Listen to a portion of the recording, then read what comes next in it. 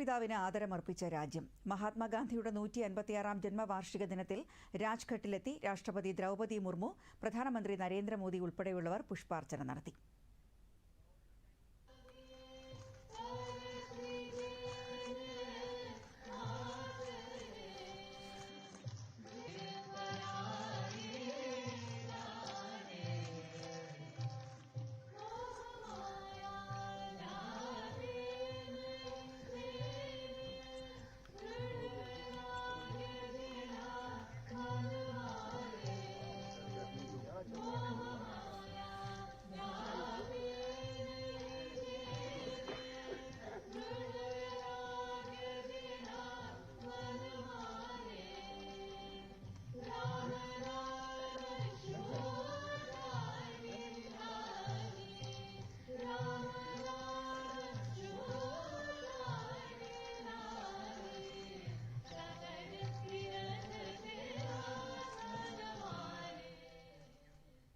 മഹാത്മാഗാന്ധിയുടെ ആദർശങ്ങൾക്കും മൂല്യങ്ങൾക്കും വേണ്ടി സ്വയം സമർപ്പിക്കാനുള്ള അവസരമാണ് ഇതെന്ന് രാഷ്ട്രപതി ദ്രൗപദി മുർമു ഗാന്ധി ജയന്തി സന്ദേശത്തിൽ കുറിച്ചു.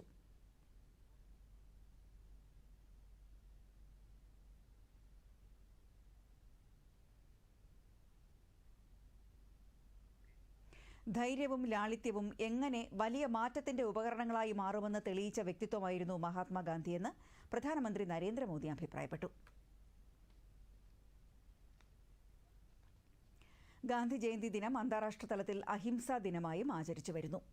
അഹിംസയെ സാർവത്രിക തത്വമായി അംഗീകരിച്ച് ആഗോള സമാധാനത്തിന്റെയും സഹിഷ്ണുതയുടെയും സംസ്കാരം പ്രോത്സാഹിപ്പിക്കുന്ന പ്രമേയം 2007 ജൂണിലാണ് ഐക്യരാഷ്ട്ര പൊതുസഭ അംഗീകരിച്ചത്.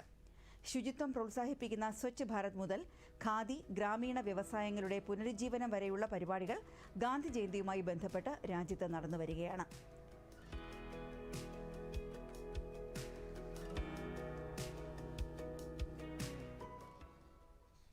സംസ്ഥാനത്തും വിപുലമായ പരിപാടികളോടെ ഗാന്ധി ജയന്തി ആഘോഷിക്കുന്നു.